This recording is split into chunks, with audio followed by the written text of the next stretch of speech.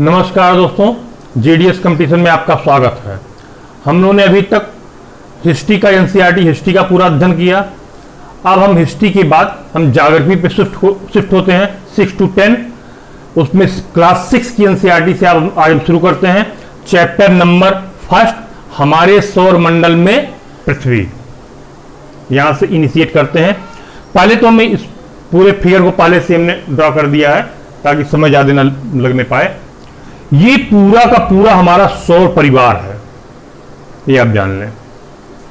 Centre में इसके सूर्य है। इस पर चर्चा करने से पहले हम कुछ और जानकारी दे दें। खगोलीय पिंड क्या होते हैं?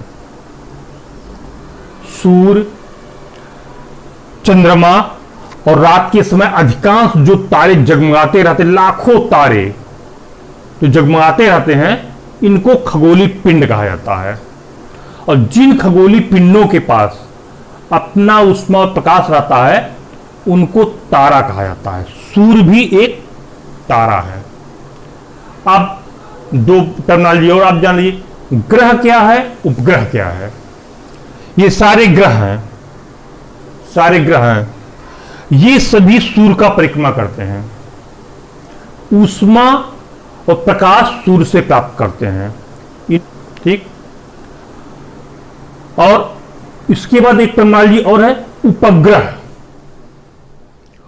उपग्रह क्या होता भाई? इन ग्रहों का, जैसे ये सूर्य की परिक्रमा करते हैं उसी प्रकार इन ग्रहों का भी कुछ उपग्रह परिक्रमा करते हैं, उनको उपग्रह कहते हैं। यहां तक तो आपका क्लियर हो गया होगा, कोई परेशानी की बात नहीं। अब आप आ जाइए, सेंटर में सूर्य है और इस सूर्य से दूरी के क्रम में हमने पूरा ड्रॉ कर दिया है कौन कौन से ग्रह हैं। सबसे नजदीक, यहां पर तो मैप है, सबसे नजदीक सूर्य से बुध है, फिर उसके बाद शुक्र है, फिर उसके बाद पृथ्वी है, फिर उसके बाद मंगल है, फिर उसके बाद बृहस्पति है, फिर उसके बाद शनि है, फिर उसके बाद यूरेनस है, फिर नेपच्यून है। टोटल 9 ग्रह है। हालांकि अब 8 भी हो गए हैं, कुछ कभी हटाते हैं, इसमें यूरेनस नेपच्यून से कभी हटाते हैं, कभी नहीं हटाते हैं, तो लेकिन एनसीईआरटी में तो 9 ही दिया है, इसलिए 9 ही मान के चलते हैं। सूर्य पृथ्वी से 15 करोड़ किलोमीटर की दूरी पर है और प्रकाश की गति 3 लाख किलोमीटर पर सेकंड है। इसके इतनी तेज स्पीड होने के बाद भी इस सूर्य का प्रकाश पृथ्वी पहुंचने में 8 मिनट का वक्त लगता है, टाइम लगता है। ये कई बार पे क्वेश्चन पूछा जा चुका है आपके कंपटीशन में कि सूर्य का प्रकाश पृथ्वी पर कितने मिनट में पहुंचता है। 8 मिनट समथिंग है, 8.2 या ऐसे कुछ करके, लेकिन एनसीईआरटी में 8 ही लिखा हुआ है, इसलिए 8 में बोल रहा हूं। यहां पर 8 मिनट में पहुंचता है। अब इसमें आते हैं, सूर्य का हो गया। फिर आप आते हैं, एक क्षुद्र ग्रह है, क्षुद्र ग्रह, स्टेरॉइड उसको साथ बोलते हैं इंग्लिश में। वो क्षुद्र ग्रह मंगल और बृहस्पति के बीच में होता है। आईएएस में क्वेश्चन पूछा जा चुका भाई, मंगल और बृहस्पति के बीच में से एक पट्टी हम ऐसे बना देते हैं आपके समझने के लिए। ये क्षुद्र ग्रह की पट्टी हो गई। क्षुद्र ग्रह होता क्या है? ऐसे जो ग्रह जो अपने जन्म के समय ही टूटकर बिखर गए हों और ऐसे पड़े हों, तो वो यहीं पर बीच में पड़े हुए हैं, उसी को क्षुद्र ग्रह बोला जाता है। यहां तक आपका कंप्लीट हुआ फैक्ट, सारी जानकारी।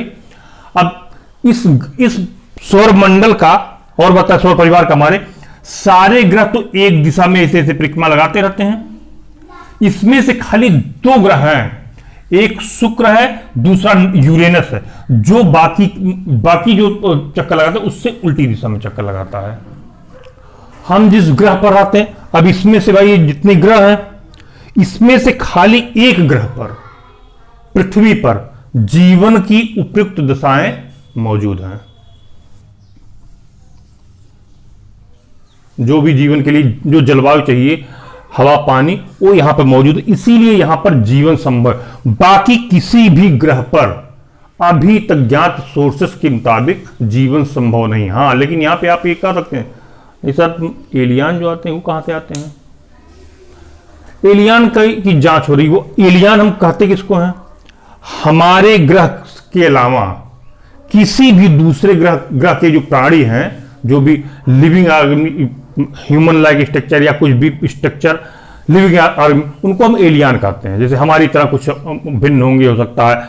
आपको फिल्म में दिखाया भी गया एलियन के बारे में, कोई हिंदी सिनेमा थी, कोई मिल गया शायद है, उसमें एलियन के बारे में दिखाया है कि दूसरे ग्रह का ये आता एक प्राणी आता है, हमारी तरह लुक लाइक उसका स्ट्रक्चर रहता है और उसके पास एक एक्स्ट्रा एनर्जी रहती है। हॉलीवुड की भी एक फिल्म में दिखाया गया है, शायद हमको संभव है इंडिपेंडेंस डे शायद है उसका नाम है, उसमें भी एलियन जो किसी अन्य ग्रह पर आते हैं वो पृथ्वी पर हमला कर देते हैं। ये सब जानकारी थोड़ी थोड़ी कहीं से कलेक्ट कर लेना चाहिए।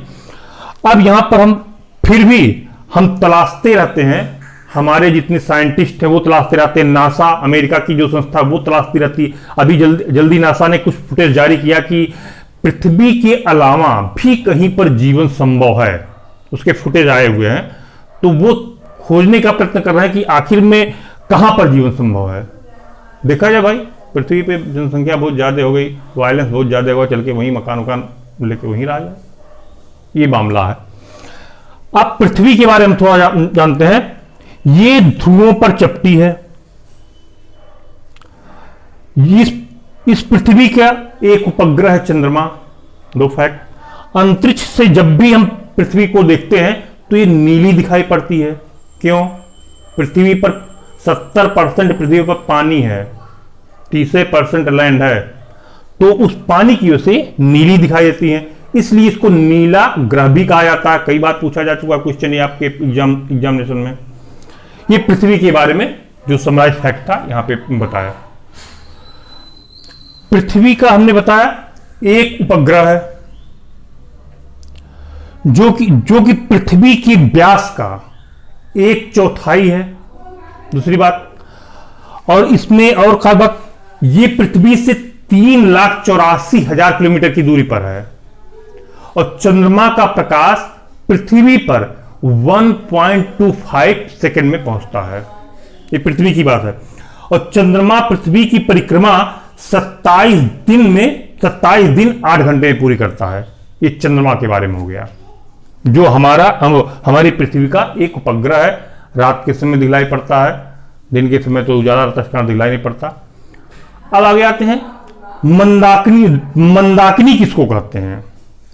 लाखों तारों के समूह को हम मंदाकिनी कहते हैं। तारा हमने शुरुआत में ही बता दिया था, लाखों तारों के समूह को मंदाकिनी कहते हैं।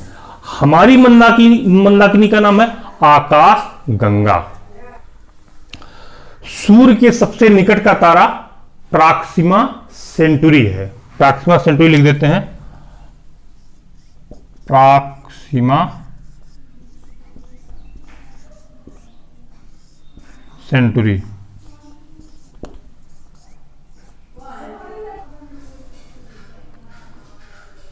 एक फैक्ट इसमें और है, पृथ्वी सूर्य का परिक्रमा कितने दिन में कंप्लीट करती है? 365 दिन और 6 घंटे। हमने 365 दिन को एक वर्ष मान लिया है, 3 और 6 घंटे उसमें ऐड कर देते हैं, वो तो लीप ईयर होता है, उसको आगे बताएंगे। उस 365 दिन और 6 घंटे में हम कंप्लीट करते हैं सूर्य का एक चक्कर। और पृथ्वी सूर्य का तो चक्कर लगा रही है, अपने ध्रुव पर भी वो रोटेट हो रही है, जिसकी वजह से दिन रात होता है।